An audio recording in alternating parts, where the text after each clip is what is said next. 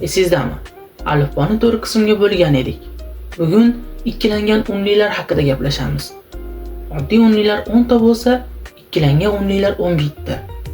O'rganish oson bo'lishi uchun har doim ko'rinishini, yozilishini, talaffuzini o'rganamiz. Shunda hammasi osonlashadi. Muhim qoidalar: qanday o'qilishi bilan yozmang. Faqat koreys alifbosida yozing. Qancha qiyin bo'lsa ham shoshilmang.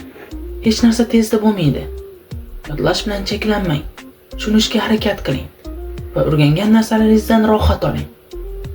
Savollar berishdan qo'rqmang. Savollar yo'limizni oson qiladi. Unda boshladik.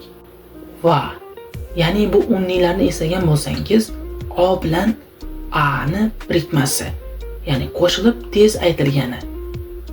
Unlilarni yaxshiroq yodlasangiz juda osonlashadi. Yozib oling. Bu esa V.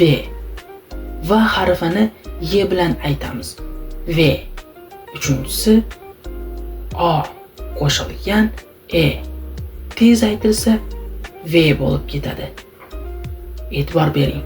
Hammasi qo'shilgan harflar. U ga O qo'shilganda U va.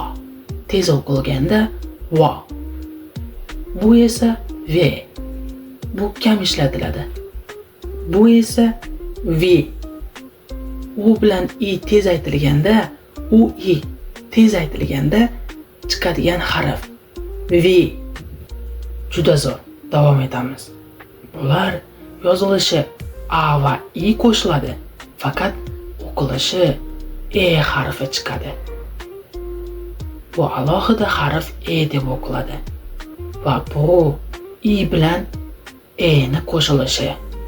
O'qilishi esa Y. Y rus tilidagi Y. Keyingisi bu qo'shilmaydi. Va I bilan O ni yozilishi bitta tovush E. Bu ham bir alohida harf. I va E ni qo'shilishi Y. Bu ham o'xshash. Bu esa oxirgisi.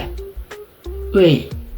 I bilan Ö harfini qo'shsangiz yetarli. Juda qiyin tuyuldimi? Osonlashtiraman. O'rganishni birinchi guruhni V'lar oilasi deng. Hammasini V deb o'qiyvering.